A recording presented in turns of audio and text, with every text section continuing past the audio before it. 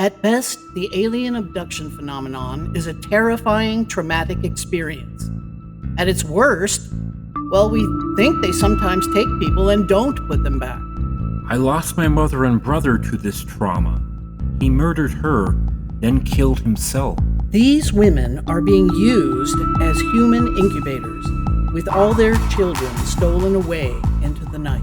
A 6-foot-tall entity of blue-white light paralyzed me, then bent down and said into my ear, "Hi, Steve." It knew my name. We hear gruesome stories of experiments and dissections. Imagine dying on a metal table while paralyzed, surrounded by alien faces. It's a real horror story. Welcome back, everyone, to our show, Abductions 101, UFOs and the Paranormal Connection. I'm your host, Leslie Shaw. I'm Stephen Shaw. And welcome to our show again. Tonight, we're going to have a wonderful guest, one of our favorite people. His name is Tommy Cullum, and he has a podcast in England called Let's Get Freaky. Near Dorset in the Giant, right? The Giant on the Hill. Yeah, near the Giant on the Hill, famous site. Ancient site there. Tommy is a psychic who has been seeing ghosts since he was a child and currently resides in yet another haunted house. And he's been stirring up enough trouble where his wife actually asked him to stop doing this podcast. Yes. But fortunately for them, it seemed to quiet down a little bit, so he's going to be able to continue. Yes. And let's see. What we want to talk about too, the new platforms are, we want to remind our audience that we do have a documentary called Who They Are. Yes, a really good documentary was made about us by J. Horton Films and Sky Island Storytelling. Yes. They produced it, and it was just top notch. We just absolutely loved the work. Yeah, it got over 400,000 views in a very short period of time. It went on YouTube, and within a week, it got to 400,000 views. And I think actually it was 8 days, but close enough. Yeah. And since then, it has also been released on a lot of different television platforms that we wanted to share with you. Roku and Tubi. And Favesome. Plex. And Favesome documentaries. And recently Relay. And Apple TV. And Zumo. That's right, Zumo too. So we're just thrilled that it's starting to, filter out into the world. And on some of the platforms, you still have to type in who they are. Yeah, type in just on the search who they are, and it'll come up. Right. And it'll give you a lot of our theories in a nutshell. Our theories keep on evolving, but they're basically the same. Sure. As we do this podcast and interview people, our theories are evolving. Like with any good theory, it should evolve, get a little more complex, but a little simpler too.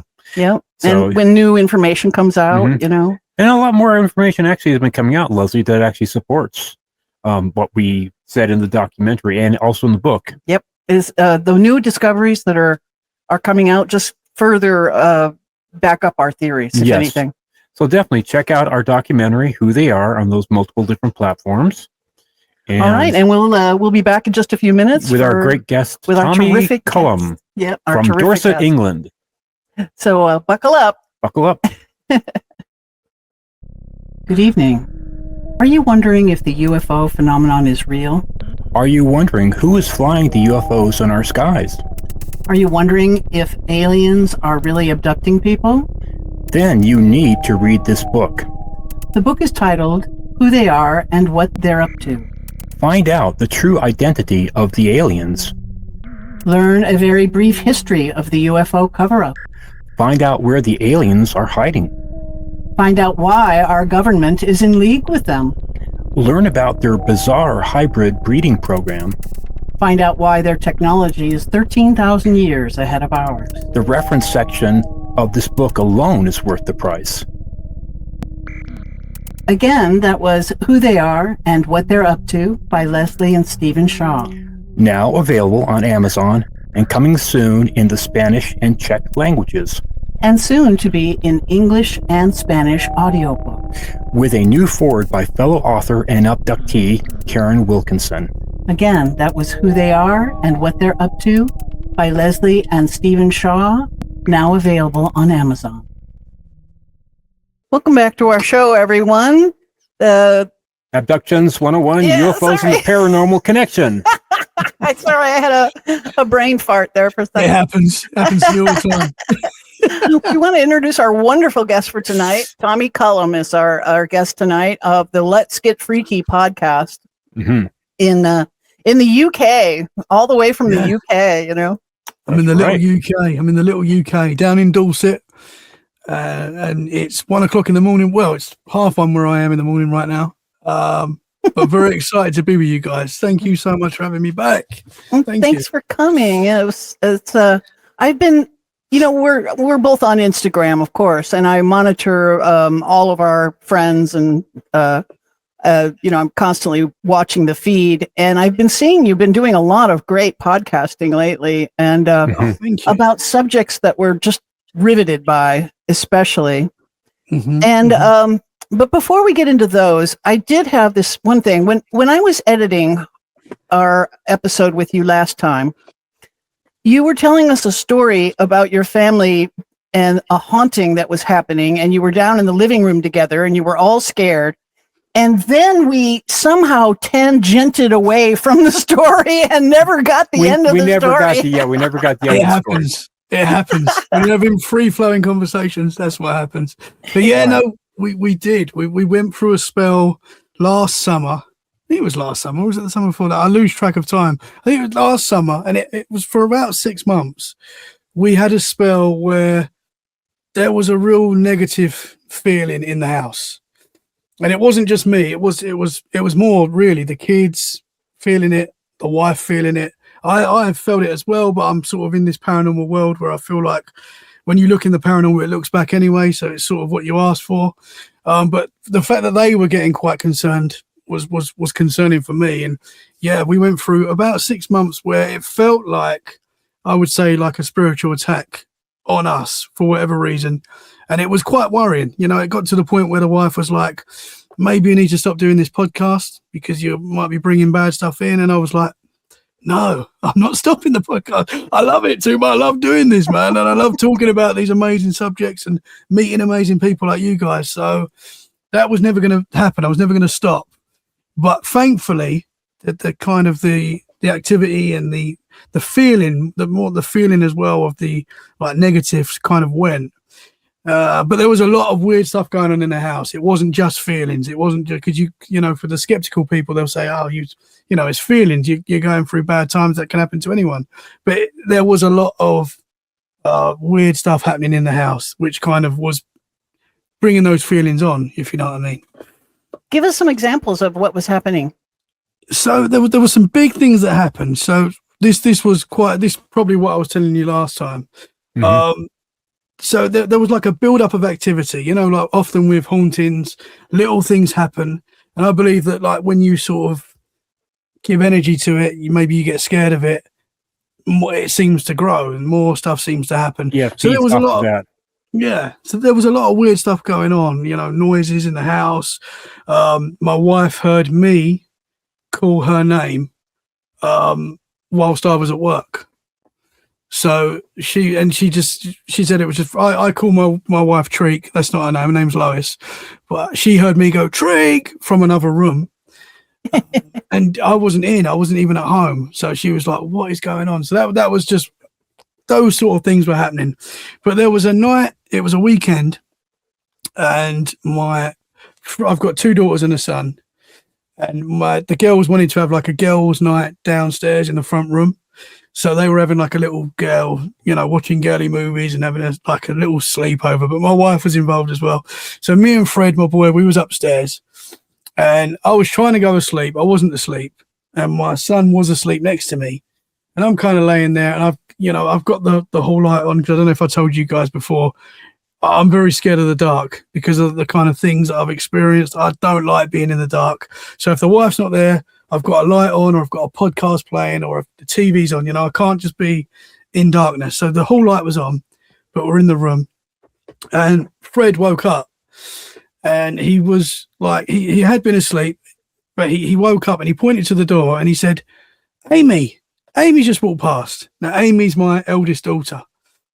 So I was like, Amy's not walked past Fred. She's downstairs. He went, no, I saw her. And I've gone into Amy's bedroom just to see if she was in there. She wasn't. She was still downstairs. I went back in the room. I was like, Fred, what did you see, mate? What was it? And he went, I saw Amy. She was all brown. That was his words, right? Don't know what that meant, but that's what he said. And it was enough for me to be like, okay, we're going downstairs with the girls. We're going to join the girls' party. So me and Fred went downstairs. Now, you could say that, okay, he was asleep, he's woke up and he's a bit, he's been in a dream state and now it's, you could argue that, but it was very strange and it was enough for me to go, we're going downstairs. So that same week, so obviously we don't talk to the kids about paranormal stuff, even though I do a paranormal podcast, I keep them away from as much as I can from scary stuff. So this was never discussed in the house. So none of the other kids knew that Fred had maybe seen something.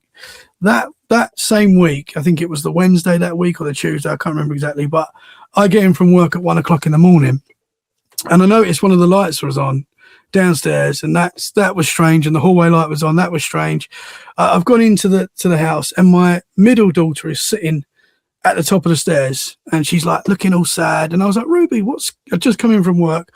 I was like, what's going on? And she was up. She went, Mummy said I can sleep in your room tonight because I saw Amy, and she pointed to the same spot where Fred saw Amy, my eldest daughter. I saw Amy walk past the door, but she was in bed, and so she had seen the same thing. She'd seen what she thought was Amy, my eldest daughter, somewhere where Amy wasn't. And it was so enough it's a ghost maybe that's the same age as one of your daughters or looks like her kind of? Yeah, possibly. Some people say, is it like some sort of mimic? Because the voice that my wife was hearing me call her one night, is it something trying to mimic us? Is it like a doppelganger type thing? I don't know what it was, but that was just, it was very strange. And it was in a part of the house as well where a lot of weird activity seemed to be happening. Another example, we went away for a weekend, and I was doing an interview. Before I say this, I was doing an interview with someone. It was a medium, and we were talking about his experiences and stuff. And then we finished recording, and this is quite strange. He said to me, "There's a presence of a girl in your hallway," and I'd not spoke about it on the show or anything because it was all quite fresh. So I'd not put it out there anywhere, I don't think. So I don't think he could have got this from anywhere. He was like, there's a ghost girl in your hallway. And I was like, okay, that's quite strange. And it sort of adds up with other things. And I was like, okay. So we went away. I don't know if it was that weekend or a couple of weekends after. And I left a camera. We've got like cameras that look outside the house that are like sensors so that you can watch them all the time, but they only notify you if someone's there, if they pick up on movement. So I've left this camera in the spot where the girls had seen something, the kids had seen something, and this guy said that there was something going on as well. And so the camera's there. As soon as we left the house to go away, notification, someone's in your house. So I'm like, okay, that's strange. Check the camera, there's nothing there. 10 minutes later, notification, something's in. And it literally for the whole weekend, we stopped looking in the end. The camera was going off. It's picking up someone. Now it doesn't do it because people will say it could be a bug or something, but it wasn't. Something was triggering the camera off. It was very strange. You didn't see anything. You didn't see orbs. You didn't see anything, but something was setting the camera off in the spot where some other weird stuff had happened. But you couldn't see anything on the recordings at all? No, you couldn't see anything. So I was like, sometimes I'd go on it and watch it just to see if you could see any strange light or anything. There was nothing, but something was triggering it. And it's not faulty. I still use it now, and it does its job. Someone walks past the house, that it will tell you. And that's the only time, but it was so strange. But there was a lot of weird things going on. So there was another time when me and my wife were downstairs. The kids were in bed and we were watching some Love Island type show that the wife wanted to watch. And this sounds weird, but this absolutely happened. We're watching the show and all of a sudden we both heard super loud. It was inside the room. It lit the room up like oh, and I know that sounds like silly, but it was like a cartoon ghost. It was like a really loud oh, And me and my Wow. wife looked at each other like, what the heck was that? You know, like, what the heck was that? Was that on the telly? Like, we stopped the telly. I've checked the kid, like, it wasn't it was in the room. It felt so loud and like present. We were around the show that we were watching just to see if it was on the show, but it wasn't on the show. It was so strange. And that was actually the moment my wife turned to me and said, you got to stop doing this podcast because you are bringing some dark stuff to the house. You're stirring something up, huh? Stirring something up, yeah. There was another night as well. Just finished an interview. A lot of stuff happens, obviously, as you know, during the night. Just finished, but there was weird stuff going on all day as well, to be fair. But just finished an interview, and it was about 3:00 in the morning. And my dog, he sleeps in a cage just round the corner from where I'm recording now. And you won't hear a peep from him all night. He's better than the kids at sleeping. He will sleep all night unless, hopefully, there's an intruder. But he one night, just finished recording, what I was doing, and he started going crazy. My dog started going absolutely crazy, and I was like, what's going on? So I've gone out again. He's in the hallway as well, where the weird stuff was going on. That's where his cage is, on the end of the hallway now. So he was there as well. So it's the same kind of spot. But I could hear someone downstairs so loud. Someone was walking around downstairs. All the lights were on. It sounded like they were moving furniture around. It was that loud. It was so loud. And I was like, someone's downstairs. So I've gone in and checked my wife, make sure it's not her. She's sound asleep. All the kids are in bed. I'm like, we've got an intruder. Like, we've got my heart sank. I was like, there is someone in this house robbing us right now. Dog's going crazy. So I've got the dog out.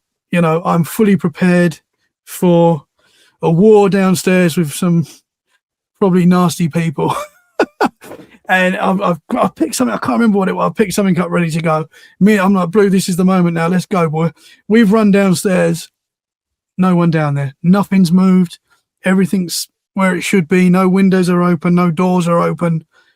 I can't. It was so loud that it just sounded like someone was moving furniture around downstairs. So that was very strange. And things like that happen. And you're like, there's no explanation for that. But there was a lot of weird stuff. Except the haunting. Yeah, absolutely. But as I say, it was getting to a point where the kids weren't sleeping well at night. They were saying they were seeing shadow figures and things like that. And the wife was feeling uncomfortable. I was feeling uncomfortable. And it was like, so, and I know everyone's got different ways of dealing with this stuff. For me, it was like, really, I just really turned to prayer, and I was just praying out loud every day with real intent, please leave this house, you're not welcome, and for me, thankfully, touch wood, that after doing that a couple of times, and that worked. There has been weird stuff happen since, but not like the level that it was getting to. So yeah, it felt like an attack. What was the one where all you and your kids were all huddled up together in the living room? I'm trying to think because I think that might be the night that we went downstairs, and I was like the sleepover thing. Yeah. Because me and Fred ended up going downstairs. Whatever he saw freaked him out a lot, and it freaked me out that he was freaked out. And I think a lot of parents will be like, okay, you're having a bad dream and stuff, which it might be. But I think with what us guys have experienced and what we know, there is more going on. So he very possibly saw something strange, and that freaked me out a lot. So we went downstairs. So I think when you have your dog and then your son and one of your daughters and a psychic and yourself, you guys all experiencing pretty much, and the camera going off and all those kind of things. It's underlines it like 5 or 6 times, and it's just yeah, these things do exist, and why you could trace it back. Maybe there was somebody that you didn't really know that well that maybe happened to come over to your house, or how old are the girls that were downstairs? Are they like teenagers? So my eldest daughter at the time, she would have been 13.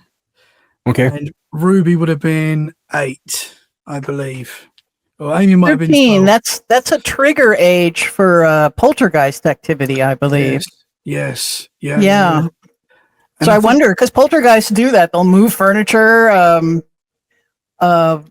Although you said there was nothing actually moved, it just sounded like it was moved, right? Yeah, I can't tell you how loud it was. It literally sounded like, I would say, two or three men in my house taking stuff out. It was that Moving loud. all your furniture out the front door, huh? Yeah, I was ready to go downstairs and have a war and have a fight. You know, that's I totally understand what you're talking about. I've had that happen to me a lot. In fact, since the last time we were together, I've had a couple things happen that were, I was in my bed, in the bedroom. I was definitely in the bedroom and just going to be starting to drift off. And actually I was waking up and I was like in the astral state, kind of hovering above my body. And I was just going back in and it was just as if a car crashed right through the bedroom wall. Like a car came in like about 30 miles an hour. It just crashed right through. It happened twice.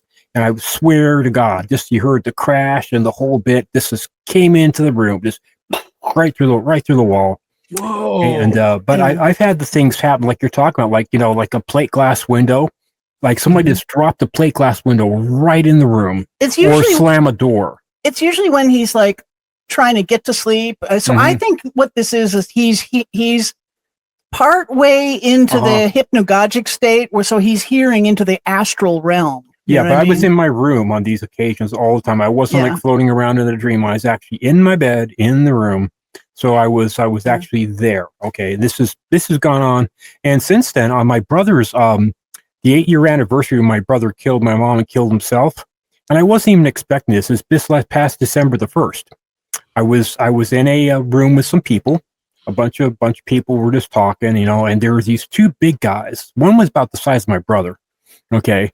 These two big white guys came up to me, and one grabbed me and pushed me against the wall, grabbed my throat, and all of a sudden my body just went like limp. It's like they put a field on me where I just immobilized me, and they started looking in my eyes. They opened my mouth, were looking in there and talking. And then after a while, they let me go. And I thought, well, crap, And so I tried to mingle with the people in the room, and then they came at me again. They did the same thing, pushed me up against the wall, and they started talking to me. And I was saying, I was talking to the smaller guy. I said, what do you guys want? We're examining you, kind of like that. And I got what their name was, but I can't remember what the name was, but it was the weirdest thing. It happened like 3:00 in the morning, and it was just like we're talking right now. It was just like a physical interaction. There was nothing dream-like about it at all. The astral experiences are so much clearer than dreams. It's literally they forced me up against the wall, grabbed my throat, and then just immobilized me. Just physically, it was a physical sensation both times. And he's got some entity that impersonates me. Yep. So we know it when you were talking about it impersonating you to your wife. That just went ding. It's like it got in bed with him and called him husband and stuff. Whoa. Yep, it did. I don't know if I should be jealous or not. I wasn't even asleep. I just awakened. I was going to go to the bathroom. I was about ready to get out of bed. And I knew there was this entity that had gotten into bed with me the night before. I just decided I'm not going to pay attention to you. Just kind of leave me alone, kind of thing. So I went to sleep, woke up, had to relieve myself, and before I got out, I could tell something was next to me, and it said in this vaguely Asian voice, a feminine voice, said "husband" right in my ear, not in my head. That's the weird thing. It wasn't like it was in my head. It actually spoke in my ear, my right ear.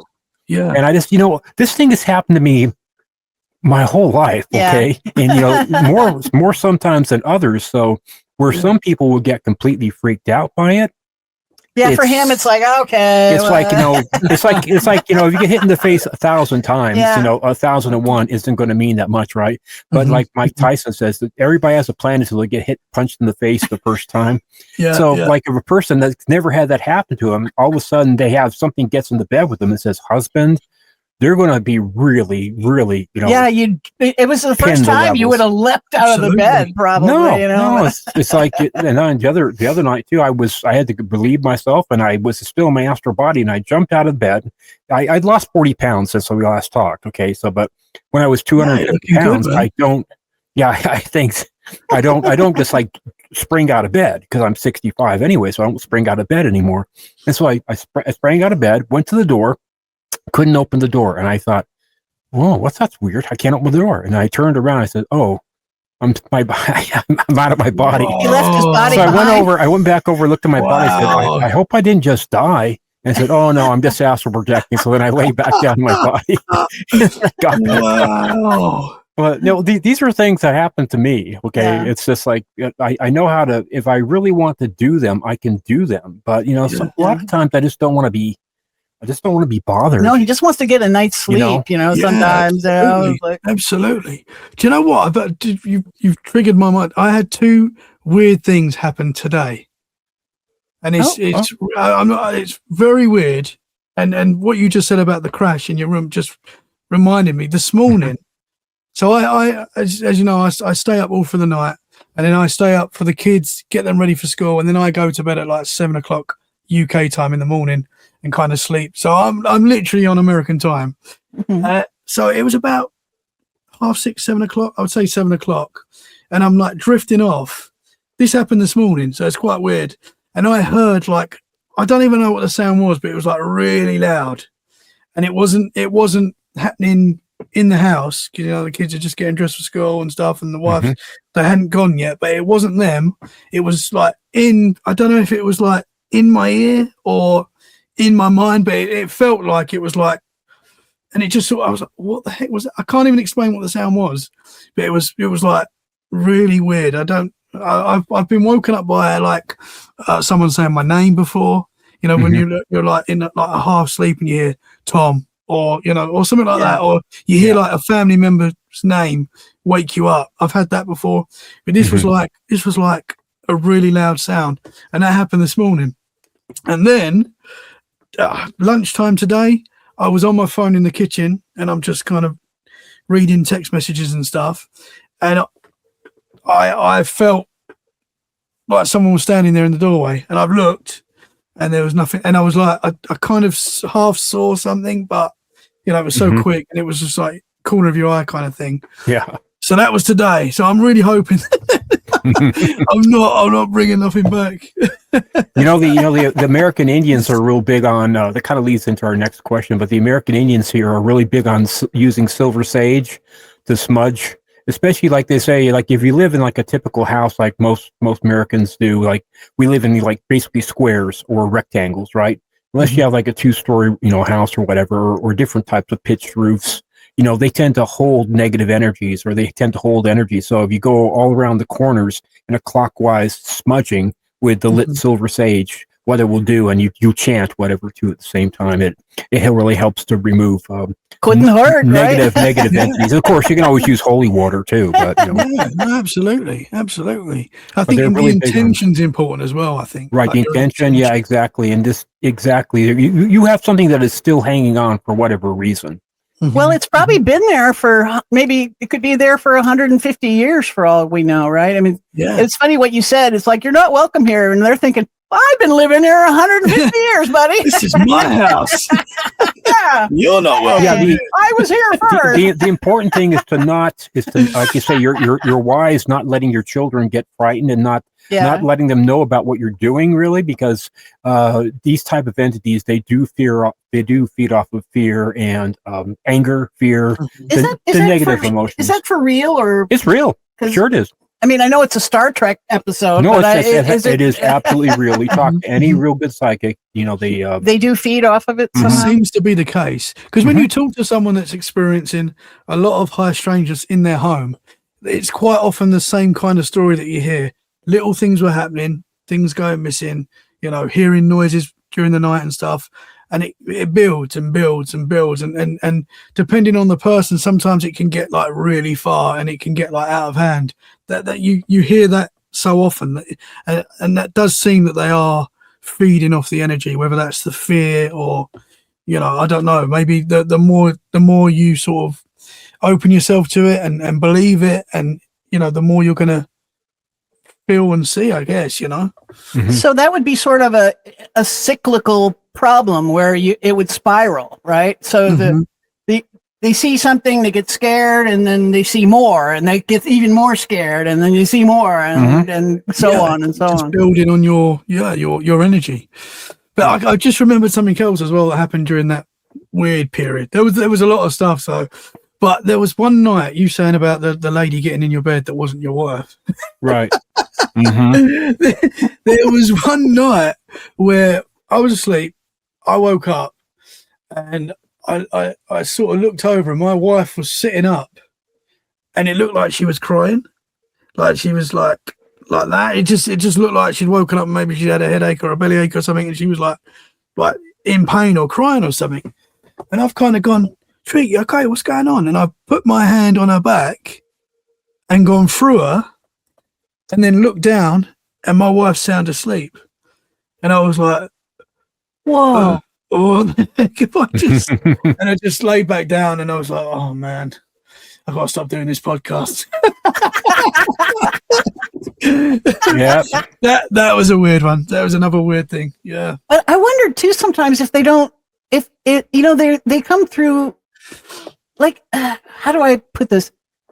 It seems like they're cyclical too, in that maybe there's times like a whole week, for instance, in your case, where maybe the veil thins for some reason, so to speak. Yeah, like in Steve's family, these events seem to come in clusters, and then they'd have big gaps of nothing happening. Yeah, that's kind of how it is for us. Little. That's how it's been throughout my life, to be honest. There's been times where there seems to be a lot of things going on, and I never asked for it. I never want it to be happening, but it stops for a long time. And then I noticed when I started, what was that? Can you see that, guys? That's just sort of like a light behind me then. I think that was. Oh, that happened the last time we were on with you, too. Really? Yeah. Oh, man. That did not happen for a while. I've had stuff in the screen before, but don't normally happen. What was I going to say? I lost my trail. Oh, man. You're talking about the voice of the woman? You're talking about some other things that had happened, too. Yeah, in that crazy week, a couple other things that happened. Yeah. Oh yeah, so like, spells of things happen. When I started Let's Get Freaky podcast, so I kind of, I've always had paranormal experiences, and I had experiences actually before I started the show as well that, looking back, were quite weird as well. But really, once I started the podcast and really got into the podcast, I noticed there was a big uptick in things that I was noticing, and something I say quite a lot is. And I'm not saying I made this statement, but when you look into the paranormal, it looks back. I know a lot of people say that, but it's something I really believe. And I think that happens when you look into this stuff. It either like wants to know why you're looking, and it's testing you out, it's coming back, or the fact that you're just switched on and you're open to it, you're going to start noticing more stuff.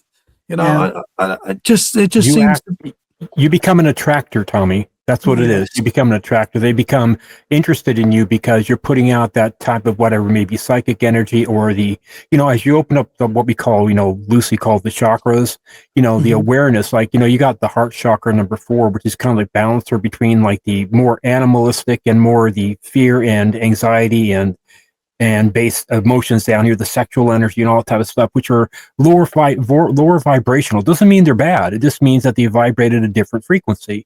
And you get up here from 5 and above, they vibrate from like 6, 7, and 800 cycles per second. These things are actually machines that you can get. If you want to open up the chakras, you can actually play those sounds and it will vibrate. Wow. Okay, but the thing is, once you start opening up these different chakras, they're hard to close again. Well, yeah, when you learn how to open a door, you should learn how to close it too, right? So I've left my doors open a little bit too wide for a little bit too long. It's just like one of these things, but it's fun at the same time too. It's fun. Like astral projecting is fun. You can go places and meet some really cool people, you know, and have some really cool conversations. I mean, since we were last on, I tried to go down to Antarctica. I actually was flying down to Antarctica in my astral body because Leslie keeps on telling you got to go down to Antarctica. I can't astral project anymore because the medication I take makes it impossible. But he still does it all the time, and so I have this standing order for him to go down to Antarctica the next time he's astral to go see if there's actually a civilization under the ice sheet there. You know, and I got stopped. There apparently we've heard since then that the government has remote viewers down there that actually block people in the astral realm from going there. I kid you not. I was flying in my astral body, and I was getting close to Antarctica, what I thought would be Antarctica. And this guy literally stopped me, says, "Nope. Basically, you can't go any further. Sorry. Nope, you can't go." I said, "I just want to go and see Antarctica." No, you can't do it. Nope. Basically, what did he look like? He was a white guy. He's a white guy with dark hair, a lot taller than me. Just dressed in kind of like wasn't regular clothes. It was more like a type of a flowing gown type of thing that I recall. But yeah, it was beautiful. I said, it's a cool thing about the astral projecting is that you're not suffering cold, you're not suffering heat. It's just everything's always kind of like in this twilight. I mean, it's like, first thing in the morning when the light's first coming out, that's kind of like the light that you're in, or before it goes dark. That's the light that you're in. Yeah, it's like a twilight kind of world. Yeah, it's and it's like, say, that interaction with those two guys that pushed me up against the wall. And the weirdest thing is that it happened on my brother. It would have been my brother's 59th birthday, and but I wasn't thinking at all about doing any type of projecting or anything like that night. I remember that it was his birthday, December the 1st. That was his birthday, and it's like, what is going on? But like say, if that had happened to anybody else or most other people, they would be really, really concerned, because it was literally like a physical attack. Yeah, it was a physical attack. And then one time, last year, since we've seen you, he, well, you tell it. Your brain was being zapped. This time I was taken on a ship. This was like about a year after we wrote the book. I was taken on a ship, and I was on this table, and there were these screens around, and there were these tall, skinny, doctor-like aliens, and they literally were zapping my brain. I was actually feeling the electrical zaps in my head. They were saying, "This guy knows a bit too much. Let's take out this. Let's take out that. He knows too much." I'm not kidding you. What kind of entities were they? I'd say if I were to guess, they were speaking in English. I could completely understand what they were saying. Okay, now they were speaking in my head. I'm not really sure, but I thought as far as I could tell, they were speaking, and I was picking up what they were saying from like standing away from me, right? And they literally had parts of my brain, like had my brain mapped out on like some video screens, and they were like literally checking out the different areas and like zapping certain areas, and I could feel the physical sensation. And basically all I remember is that they said, this guy knows a bit too much. We got to take this out. I think they might actually be angry at us for writing the book. They kind of want us to, they want their abductees to stay quiet about the stuff. And they get angry at him. Well, yeah. And I think it's because we're not being quiet. We're not going to be quiet about it. It's like us too. We're not giving up this podcast. We're not stopping, We love it too much. It's too fascinating. It is. We want the answers. I can talk about it for hours. It's just like, I end up getting leg cramps. We talk so long sometimes, It is so fascinating though. It really is. There's so much to it. There's so many layers to it. And wow, man. The fact that they're guarding Antarctica, that kind of makes sense that they don't want us to know what's there. It's one of the biggest mysteries that is out there. But, the fact that every government in the world all agrees that is to be left. Now, when does the governments of the world agree on anything, in this world? But that is one thing that they all agree on. Nobody goes there, Why? Yeah, there's so much strangeness about Antarctica. We're right in the middle of World War II. Why was Hitler sending so many supplies and so many resources down to Antarctica? I mean, why the heck during the middle of a world war would you be devoting so much? And the Admiral Byrd stuff, fascinating. The part where his armada was attacked by flying saucers, and I think the diary happened immediately after that. I think he didn't want to go back to Washington D.C. and say, "Well, we were attacked by flying saucers. I don't know anything about them." that doesn't seem like the kind of thing he'd want to go back to Washington and not have more information. People say, "Oh, well, somebody fake." Well, explorers have always been known for keeping very detailed journals or diaries of their encounters or their explorations. That's what they do. They're trained, and he was in the military. So these people, you would expect them to have a personal diary. They wrote in code all the time. So when I got like an original copy when it first came out in '91. Wow. I had my office when I was an acupuncturist. I had my office in Vision Quest Metaphysical Bookstore. So I have my own room there, and it's right next to the biggest health food store in the area called Follow Your Heart.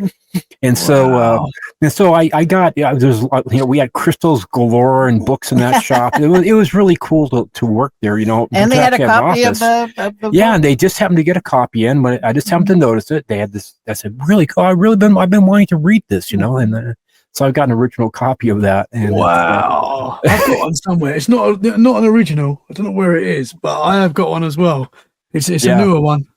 And if it was just these stories, that would be one thing. But we're also hearing a lot of other stuff about Antarctica. Like as the ice cap melts, more and more of these pyramids are starting to pop out of the ice sheet. Yes. And there's one whistleblower talked about a base down there, like he said it was like I think a hexagon or an octagon shaped structure that had a door that opened. He goes inside and ambient green. It was like 71 degrees inside. It's like 40 below outside, and balmy 70 degrees inside. Sorry, that's our Fahrenheit. That's cool. But and he said the walls had these hieroglyphs on them, and there was like this bizarre ambient light coming from. Couldn't tell where, and there was like the hieroglyphics were green and glowing, very strange. And this testimony, I think that there was another testimony about a whistleblower who there's a no-fly zone out of McMurdo, a big no-fly zone, and why? It's an ice cube. Who cares if you fly over it or not, But we have an enormous no-fly zone. And this pilot in a medical emergency decided to break the no-fly zone because the emergency was so bad. This guy ended up, in fact, dying. He didn't make it. But he decided to save an hour trip and not fly around this big zone. And as they were flying over it, he and his crew saw this giant hole in the Arctic and in the ice sheet, right, that had ramps going into it. And this is the same kind of thing that was described in Admiral Byrd's diary. How he was able to fly down through this into a hole under the earth, under the world. Right? The planes were much smaller back then too. And this hole is supposed to be like the size of a football field, so plenty of room to fly a plane down in there and stuff. And then there's also the Anita data, that there was an antenna that McMurdo launched that it read cosmic rays coming up out of the ice sheet, and that's impossible according to our current physics. It's not supposed to be able to happen, and it happened twice, actually 3 times. They sent the Anita probe up twice, and then there was another one, ice something, I forget now the name of it, but there 3 times these probes, these antennas launched in the air have picked up cosmic rays coming up from the ice sheet. Yeah, you always expect them to be coming from the solar winds, from the heliosphere. You expect them to be coming. The type of stuff you're picking up is the stuff you always expect from to be coming space, from the sun or from space. I forget the actual. Whoa. They weren't gamma rays, but there was something along the lines of that. Cosmic rays. Cosmic. Well, that can be. It's very generic. Yeah, I guess so. That's wild. But I mean, why would you need to hide it? Why would we not be allowed to go there? It just doesn't make sense. Yeah, unless there's a underground alien civilization, like we think. Yeah, well, absolutely. Anyway, What I really wanted to ask you about too is that you had a guy, Thomas Seawood, on your show. Yes, talking about the Bigfoot, the Sasquatches of British Columbia, right? Yeah, he's a cool dude. I've had him on twice. and very, very interesting man. You know, he's very much. He's obviously he's a Native American, and he's very much. He's been out. He's lived out. He's gone out and lived, in his words, as like a Sasquatch. You know, and his senses are very heightened out in that environment. And yeah, he's got some incredible stories to share, man. Is he a Cree Indian, or is he related to the Cree? I think you said It was half Cree, and half Cree. And then there's that other tribe, Kwa. Yeah. No, that I can't pronounce it, but yeah, I know it begins with K. Yeah. Kwa. Yeah, I don't remember that. Did he have any? What was his? What were his insights on Sasquatch? Did he have any? His insights are they are like another type of human. They're not, because obviously in the Bigfoot world, it's like, you know what the Bigfoot world's like. There's so many different theories, and you know the big argument is, are they an ape, or are they human? Are they woo, or are they flesh and blood? You know, there's all these different theories. His is that they're flesh and blood. Yeah, they are, and that they're a human. They're more human, and they are just a different type of human, basically. And he says we are. That is actually how we're supposed to be. How they live is how we are supposed to live. Obviously, we've come away from the forests, and you know we live in a technical world now where, you know, we're never probably going to go back to that. But the senses that they have, you know, and how they live is really how we. This is what he believes is how we should be living. That's our natural form, basically. Sure, that's very interesting. Yeah, we definitely know from the Bigfoot genome program project, the Sasquatch Genome Project. You know that report issued by Dr. Melba Ketchum. She did a very rigorous study. Yeah, a very rigorous scientific study. I'd heard about it, but I finally just got around to reading it, and then I had to have Steven read it because he's medically trained. Yeah.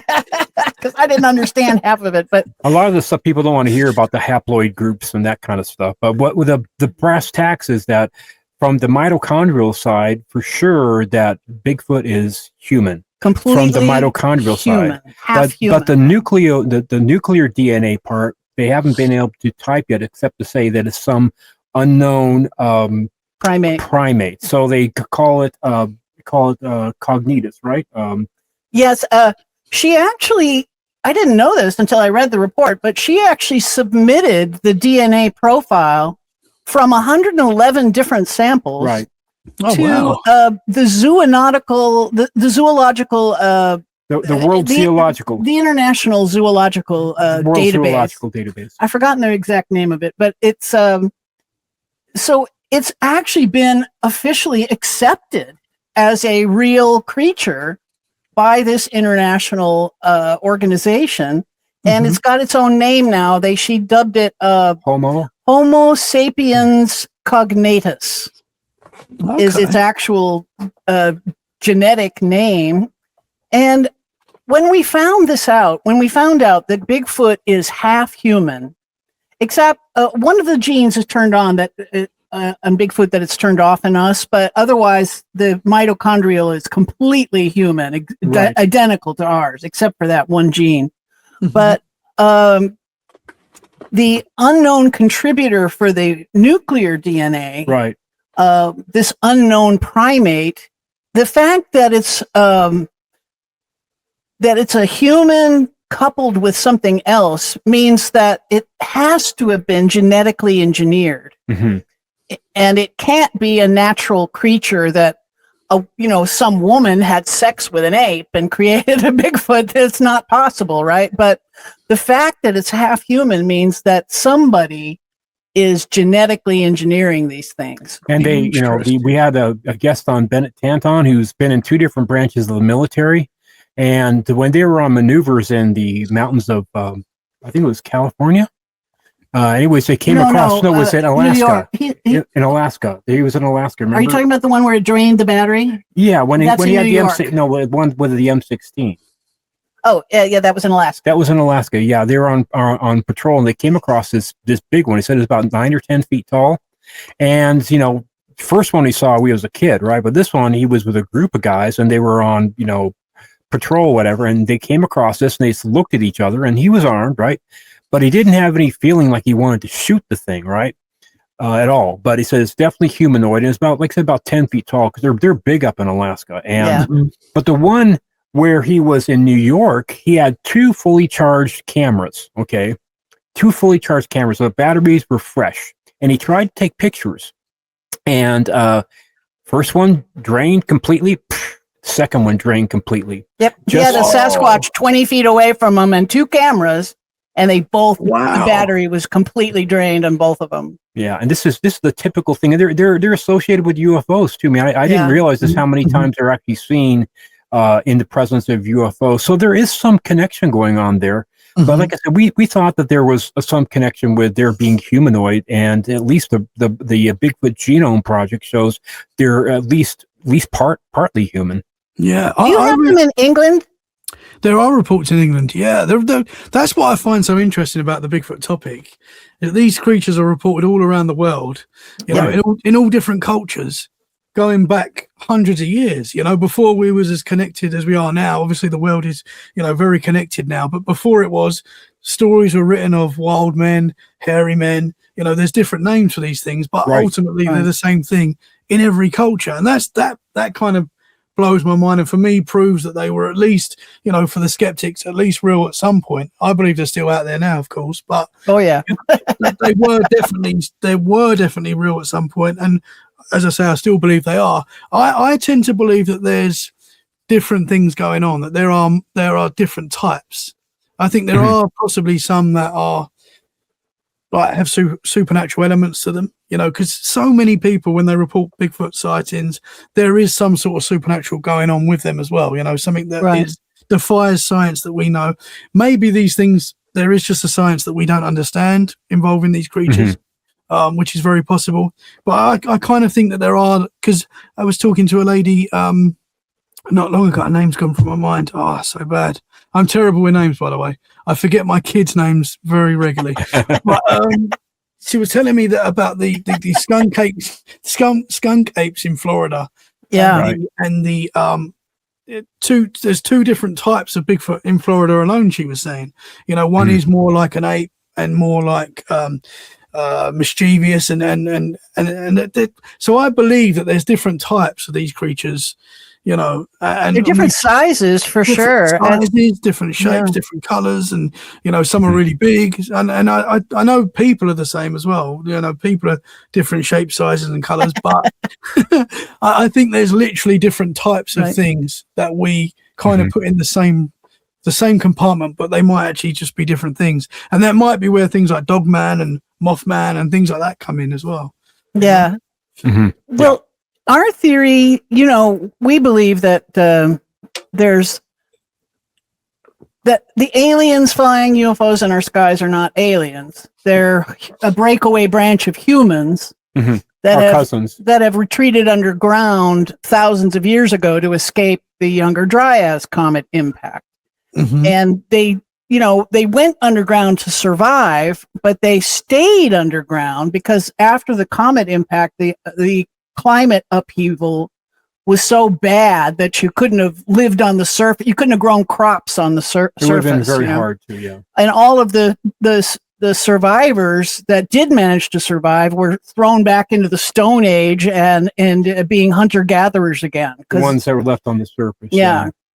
So we think they have a lot of these underground cities, and we think it's them that are genetically engineering these weird things. I mean, we know they're breeding hybrid aliens with women.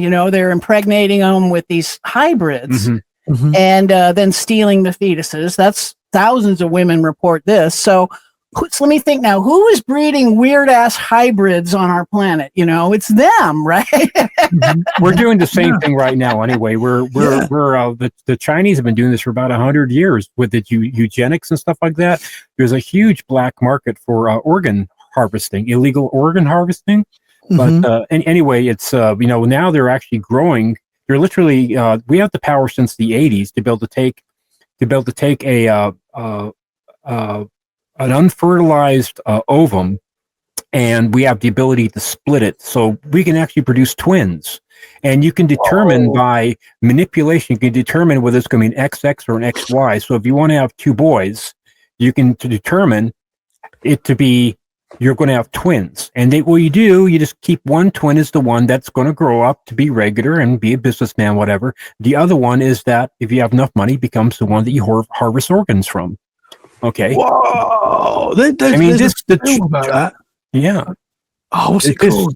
Yeah, the Chinese said, they said like Xi Jinping, President Xi was quoted as saying, like, I'm like 72 years old, but I'm only halfway through my life. It says that, with the advances in organ transplants and all that. He's expecting to live to 150. Says, I should live to be 150 at least. And the Chinese have been doing this since the 20s and 30s. They've been doing this whole thing where if you have enough money and enough power, you can change out your liver, change out your heart, change out a kidney. And now they've taken it to the next degree where they can change out, skin tissue. It doesn't matter, So it's just become one of these things, like, as we get better, like, 13,000 years ago, we had different technology. We knew how to manipulate rock better than we do now, as far as like those, and being able to use electromagnetic force of the earth to be able to like float rocks. That's part of our theory too, is that prior to the comet, the human race was more advanced than we give them credit for. And the evidence of this advanced civilization was scraped off the surface of the planet by the comet and the 2,000-foot tsunamis and the lithospheric shift we think it caused too. So that would have been just ridiculously devastating. It just literally just scraped everything off the surface, except a couple of weird little artifacts that make no sense, with our timeline. Well, if you open it up to where they're genetically engineering these creatures, then it does open it up for Dogman. It opens it up for Mothman. All of these hybrids, these bizarre hybrids, why not? If you need something incredibly strong, Bigfoot, the Bigfoots would make wonderful slaves as far as in just pure strength. We know our military would definitely be. I'm sure they do. I'm sure they do experiments where they try and create. Oh, well, we're doing the super soldiers over here in the United States. I mean, all this stuff, all the implants they're getting now. We're talking about implants to, like, if you want to learn a language, just put in a chip. Without having to format the brain, you just have instant access to that language. I mean, we're already doing it. Did you guys hear what Elon Musk said? I think I heard it on the Joe Rogan podcast, but he was saying that basically in 5 years' time, he was saying in as little as 5 years' time, our cell phones are not going to have like apps on them and stuff like that. They're just going to like literally be reading our mind. And he said this on Joe Rogan not long ago. It's like he believes 5-6 years' time we'll literally pick up our phone and it's going to know exactly what we want. I think they are experimenting with. He's experimenting with putting chips in people's. Oh, absolutely. Heads, right? Musk, for him to say something like that on the Joe Rogan show, it's like it's Elon Musk. He knows what's coming, basically, and that kind of blows your mind. I know your phone. You talk about a certain car or something like that, and you'll get an advert the next day from that car company, and you're like, they're definitely listening. We know that our cell phones and stuff are listening, but the fact that it can actually like read your mind to know who you want to call, or we're definitely going to possibly have something inside us, like a chip maybe, which I really don't want. I'm not saying that's a good thing, but that blows my mind, and that's only in 5-6 years time, he's saying. So it's going to get interesting, guys. Yeah. Probably maybe he's being a little bit optimistic about that, but probably for sure within the next 10 we're looking at something like that. And it's certainly for the advanced, for the first world countries. Put a chip it doesn't have to put it in the skull, just put it in one of your teeth, and activate it with your tongue, I mean, you look now, we need our cell phones now. Our cell phones right now are a part of our life, like whether we like it or not. Yeah, like an extension of your arm almost. Absolutely, it is. You need it for, like, I don't know about in the US, but in the UK, most jobs now, you need to have your cell phone to be able to go on the apps for work and stuff and things like that. They've made it so that you literally need to have a cell phone, basically. And obviously your bank's on there, everything's on there, everything you need is on your cell phone. It's become an extended part of us. It's inevitable that they're going to try and make it even more so, and literally a part of us, It makes us so vulnerable to be so centralized that way. Yeah. So vulnerable. Switch us off when they want. Mm-hmm. Control us, change what we're thinking. It's quite scary.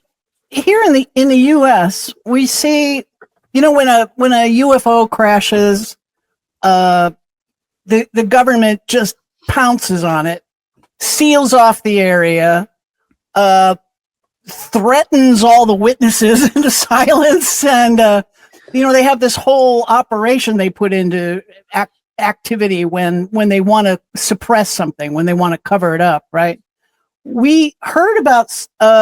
They do the same thing when Bigfoots are discovered. It happened. Yeah, we've heard the same thing. It was I think in one of the Dakotas where there was a forest fire, and these fire workers, the firefighters, they discovered a burned Bigfoot carcass, and the same kind of government response happened. They just pounced on it, sealed off the area, threatened the witnesses into silence, and we're just now hearing about it years and years later, where somebody decided that they finally could talk about it. But the fact that they react the same way to Bigfoot, the government, as they do to UFOs, and the same kind of suppression, the same legacy program activates. That to me means that there's some connection between the two things. Yeah, very possible. We've always thought so. And then when we read Melba's report, that we know that they are living, breathing beings that are at least half human. And and that the fact that they're half human, there can't be anything else besides a constructed being. Although that would have to be in the beginning. Maybe they are able to breed together now. You know what I mean? But the original lineage, original parents, they would have to have help crossing. Like in the book, Sapiens, which is a really good read. It's really technical, but anyways, like even when Neanderthals and Homo sapiens came into contact, Homo sapiens actually did start down in the South African area. Okay, that was Homo sapiens, right? And they made treks up about 70,000 years ago up in towards the Middle East. And that's kind of like the Middle East and Europe was Neanderthal territory. Neanderthals, much bigger boned, much heavier muscles and that kind of stuff. Bigger brains, but they're allocated, the parts of the brains are allocated differently than Homo sapiens. There's more in the hind brain than in the front brain. But anyways, the first time they met, they would have nothing to do with each other, right? And they went to battle, and the Neanderthals won the first time. The next time when it came along, the Homo sapiens, apparently they got a foothold in the Middle East. But the funny thing is that the major consensus is that Homo sapiens and Neanderthals, number one, they wouldn't want to mate, and they couldn't mate. They couldn't throw. They're just different enough to where they could not have viable babies. Okay, they could not have viable offspring. So the question becomes, how did we get some Neanderthal DNA in our? Because we do have about that, right? We do have 1 to 3% Neanderthal. A lot of people have 1 to 3%, and then some people in Asia, like where the Homo erectus was kind of more prevalent, they have some Denisovan, DNA in them too. So there is these crossovers. Okay. Yeah. But the natural thing is that Neanderthals and Homo sapiens would not want to mate with each other. Nor would they been able to. Right. Yeah. This natural aversion. The smell different. Everything was different. The thinking different. They would not. They would not mate. So there was some intervention that happened again. And also too, the funny thing is, that also supports our theory that they say the bigger the brain, the bigger the drain. Okay. And this is true in anatomy and also in science, that the human body only takes up, the brain takes about 2 to 3% of the weight of the human body, but it takes up 25% of the total output of energy output. So when you sacrifice, what you do when you have a bigger brain, you have to sacrifice some of that energy that goes to your muscles. So the bigger your brain, like you see the Greys with these big heads and the big eyes, they're their bodies are probably taking about 50% of the energy to keep them going. And the bigger the brain, the smaller the muscles. Okay, this is what happens in science. Okay, the muscles, the body selects to more energy and more amino acids go to the brain and less to the muscles, so you become less muscular. Okay, so the bigger it is up here, the less muscles you have. Interesting. Okay? As you say, which is like Greys. the grey form, yeah. Yeah, they're very slender spindly. bodies, yeah. Yeah, very spindly. So they're probably using 50 or 60% going just to their brains.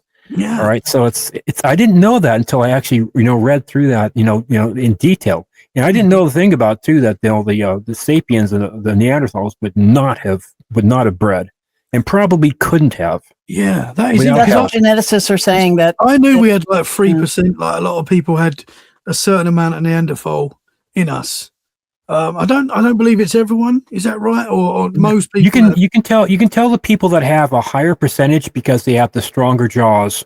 More Homo sapiens, like Leslie and I, we have Homo sapien jaws.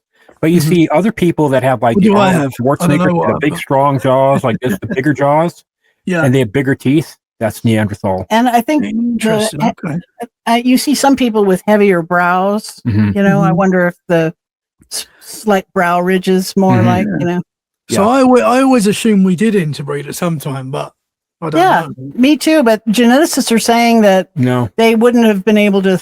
They weren't close enough in DNA to breed. Now there might have been a few mutations that occurred, of course, maybe, but it's like saying a horse and a donkey. They will have sex, but they won't have a viable offspring. So well, I mean they do, but they but then it's a mule. It's a mule. It can't then breed further. They can't breed further than that. It stops right there. But with some genetic manipulation, we can do it. Yeah. Okay. Yeah. Going back to what you were saying as well about Thomas Seaweed, he claims that the government know that Bigfoot are out there, and he claims that the government have actually killed these creatures, and they kind of deal with them where they can. And he shared, a few experiences that he'd heard of this happening, which is kind of wild, to think that's going on. The fact that they can drain batteries, it makes me think that maybe the aliens are outfitting them with some sort of devices. You know what I mean? And they can cloak themselves too. They can disappear too, apparently. Right. Yeah. And people have said that, they've had a Bigfoot in the sights of their gun and shot it, and were sure they hit it, but then they go over there and it's gone. Yeah. It just disappeared.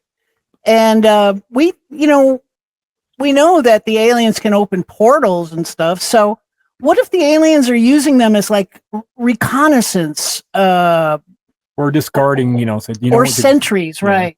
Guarding their entrances to their underground cities that we think exist. I had a guest on called Bruce, and he was filming. What's it called when you film in the dark? What's the word? Night vision. Night vision. Night vision. What's it called when you see the heat? You see the heat. Infrared. Infrared. Infrared. That's the word. Very late.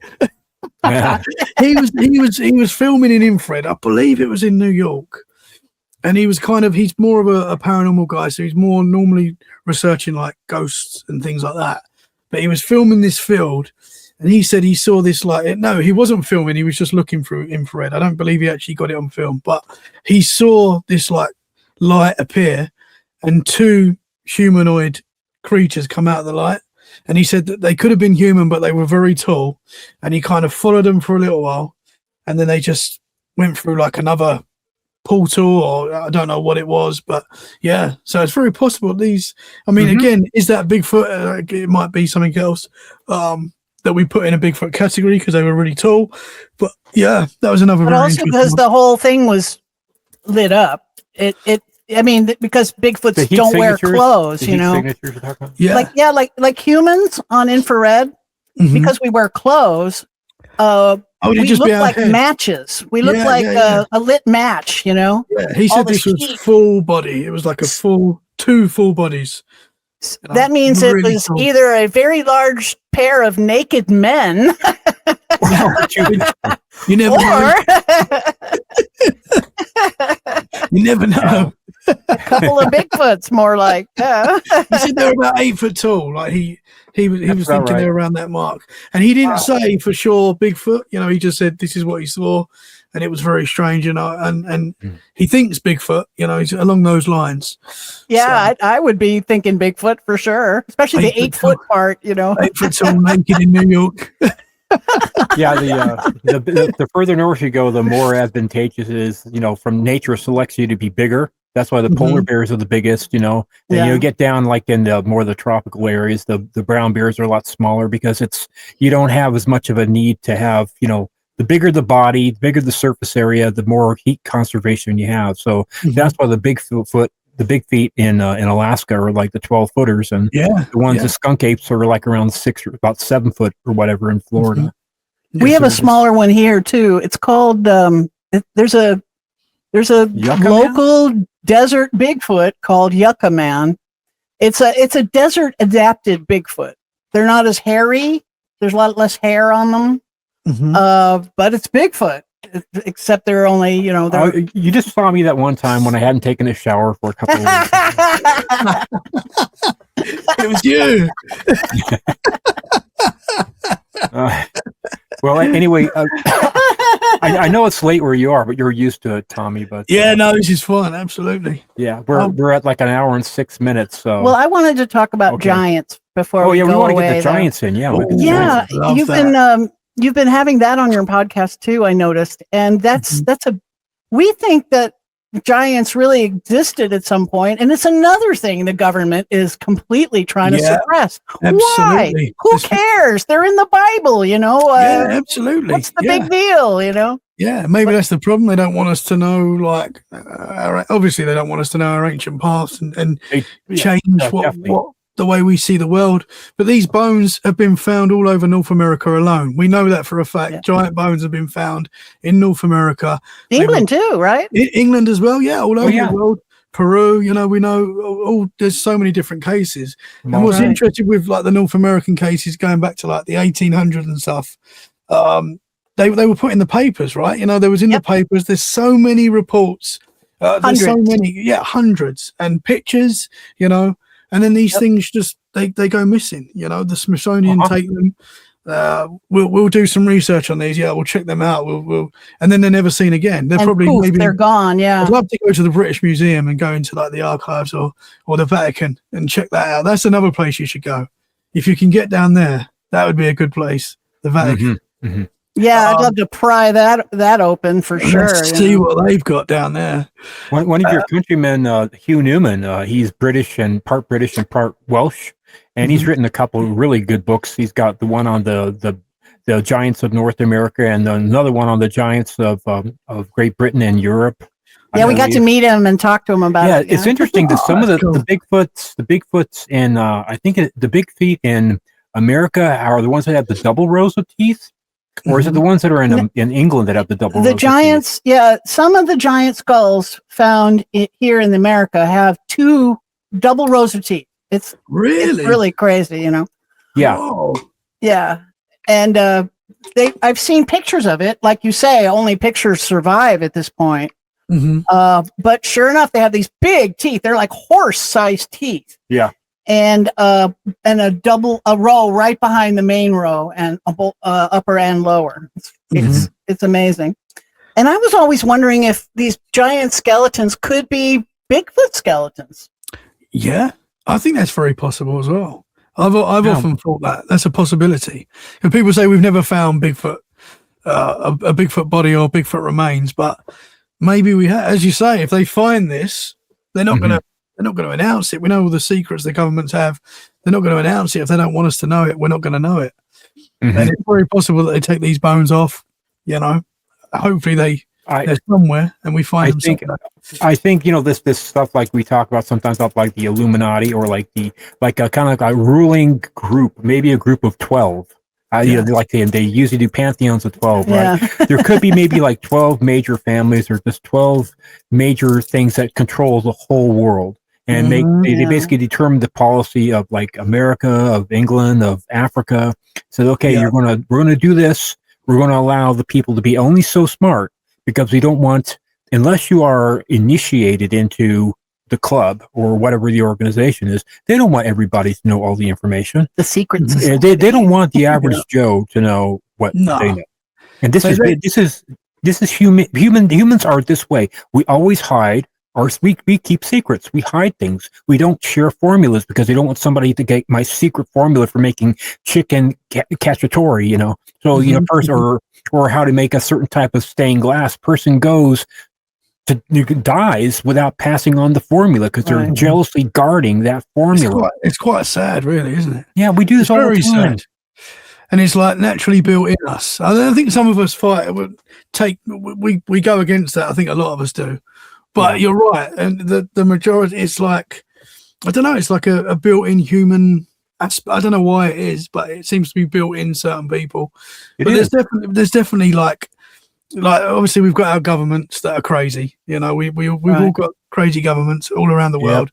Are they really running the show? I don't think so. I think there's people above them. I don't think so either. I don't either. They're the puppets. I remember my granddad saying that to me years ago, and I'm not even sure what he was like with conspiracies. But he was like, the government that you see, they're just the puppets. They're just the show. There's people above them that are really in control. And that makes sense. When you look at the state of our governments, that makes a lot of sense. It does to me, too. That the Illuminati, let's just call them that for lack of a better word, but they don't show their hand very often. But once in a while they do. And especially with the Giants. The Giants, it's a cover-up in the U.S., it's a cover-up in England, it's a cover-up in Sardinia, and it's a cover-up in Malta. Who has their fingers in all these different governments? Who has that much power? Yeah. Whoever's running Antarctica as well. The same people.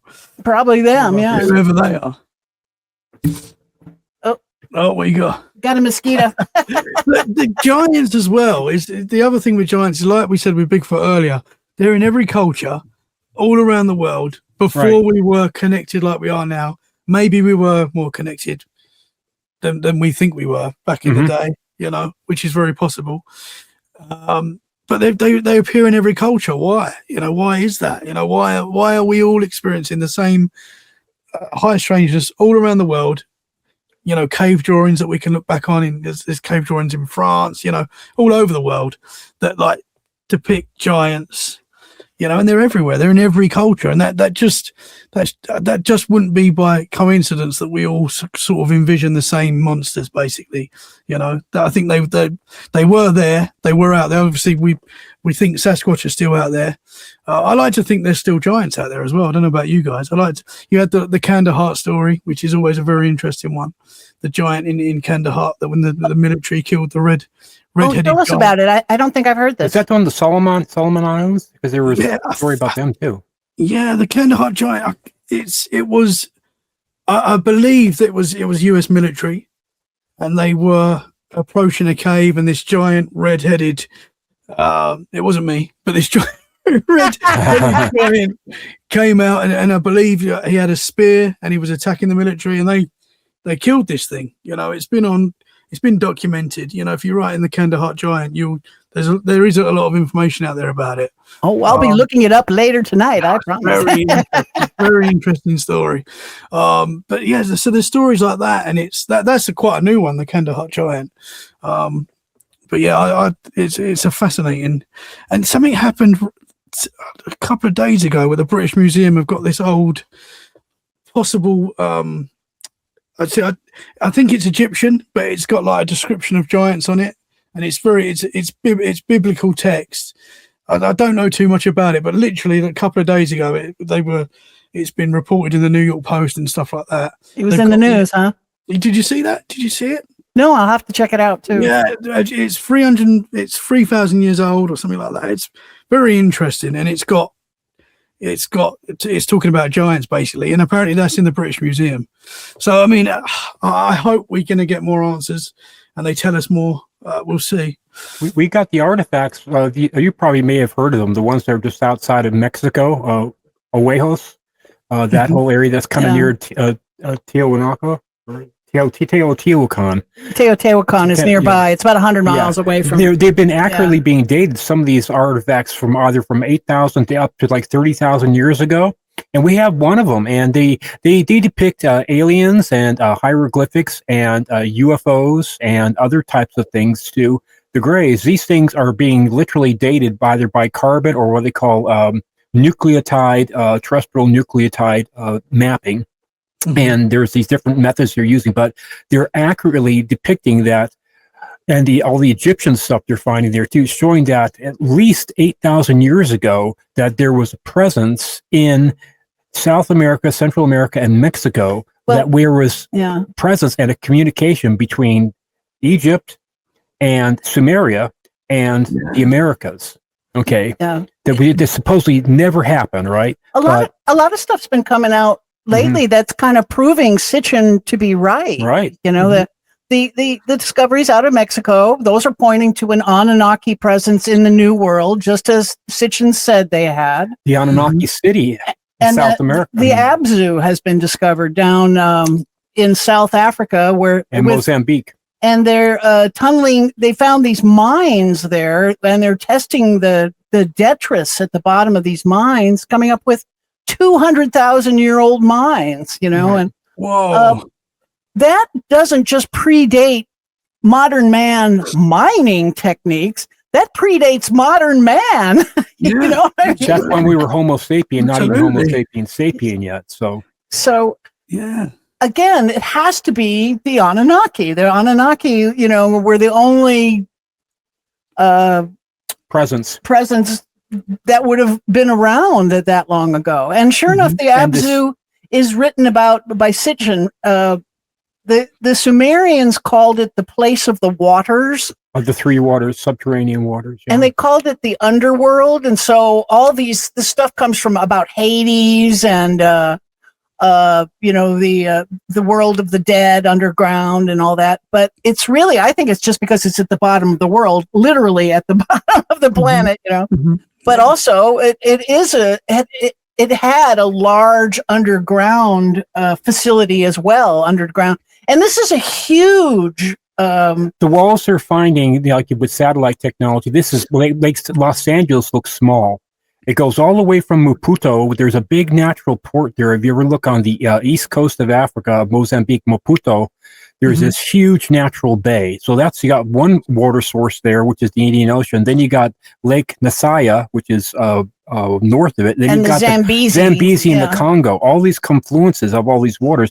And this city complex that is dating over 200,000 years old and a little bit younger, you can see the foundations and these roads that go on for hundreds of miles, okay? And these big city wall complexes, and nobody knows who built them because nobody was alive back then. But they found 2,000 of these mines, some as old as 212,000, and it's basically confirming just what Sitchin was talking about. Enki ruled the underworld, which was basically the area of the Abzu. Okay, that was his kingdom, and he was the one that was in charge of uplifting us into become Homo sapiens sapien. Okay, so he basically chose Homo sapien to uplift, and his kingdom, this Abzu place.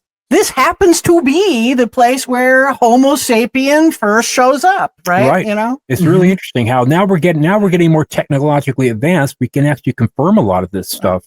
It's actually we're catching up to be able to say, And when the tablets talk about the Anunnaki uplifting humanity 300,000 years ago is when it was supposed to happen, according to the tablets, right?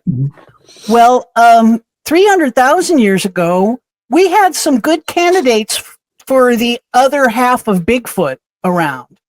The other half of Bigfoot could have been Gigantopithecus. That was another one candidate. And Australopithecus robustus. Right. That's the other one. And robustus is actually, to me, the more likely candidate. It kind of looks like a Bigfoot. It already, just a really big, hairier human, you know what I mean? Right. And so we think that it's possible that that's when a lot of this hybrid creation stuff was happening 300,000 years ago. And we are the result. And we were so successful, being so much more intelligent, we kind of just pushed the other hominids out of the picture, Interesting. Maybe, I don't know if Neanderthal just died out from, some people think it was climate change that took them out, but I think it was maybe us that kind of took over, you know what I mean? Well, there's evidence for that, yeah. Is there? Yeah. In the Sapien book he's reading. Yeah. Interesting. I'll be reading it next, but absolutely. so where do the giants in England, where were they discovered? Well, it goes back in folklore, the giants. Literally where I live in Dorset, and I forgot the name of it. Again, names. There is a giant sculpture. If you look from the sky, it's a giant sculpture of a giant. You might have seen it. Oh, the guy in the hill? The That's Hillman? it. That's it. I'm very close to that. I'm very close to that. And they don't really know how long that's been there. They guess I'm not sure, like 2,000 years. But I mean, even that's pretty wild. If it is 2,000 years, whatever it is, because that's before we were connected like we are now. Well before, obviously. So giants have always been in the culture of, everywhere. What's the story? What's the famous giant story that we all know as a kid? Jack and the Beanstalk. Yeah, I mean, stories like that. They're just, it's in our culture. It's always been there. It's in the Bible. It's in the Bible, absolutely. In the Vedas too, in the Hindu texts too, they talk about their gods being giants and that kind of stuff too. Yeah, I forgot about that. You're right. Yeah, I wanted to ask you guys, going back to the artifacts, the Egyptian artifacts, the Grand Canyon. Isn't there parts of the Grand Canyon that people can't go to? Yes. And they say that's possibly because there's Egyptian artifacts there. Mm-hmm. Yes. Yeah. Supposedly a guy was he was prospecting, right? No, I think I forget what he was up to, but he was it was in the Grand Canyon, and he discovered a cave, and walking back into this cave, it was just stuffed with ancient artifacts, and once again, our government just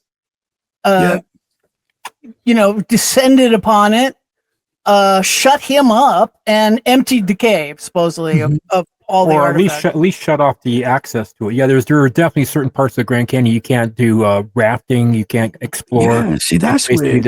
You just can't go there. Is that just not so strange? Like, why should we not be allowed to go to certain areas of the world? In the middle of nowhere, and there's not like there. I mean, I get it. If there's a military base there, then they need a perimeter around. Yeah, they need to. But that's very strange. Nothing in the Grand Canyon that I know of. But it is weird, man. We live in a crazy world. The Hopi and the Hopi, they're a fascinating culture here in the U.S. They their mythos talks about the Great Flood and how the Anunnaki saved them. Well, the Anunnaki, they called them. And what it means in their language is ant friend. Anunnaki, it's ant friend. And why is ant friend? Yeah.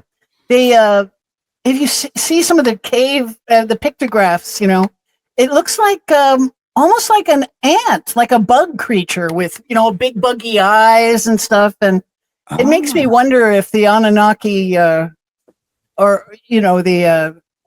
were supposed to be from a different planet and maybe really alien. Well, part of the thing they're saying in the book Sapiens is that we had to develop imagination as Homo sapiens to be able to do things such as like what we're doing right now, you have to develop the imagination. So at the beginning, when we're developing imagination, we would associate like a lion with a man. Oh, he's the man who like tamed a lion, or he's a friend of a lion, or like he was as strong as a lion. So they would make a drawing with a guy just with like a lion's head.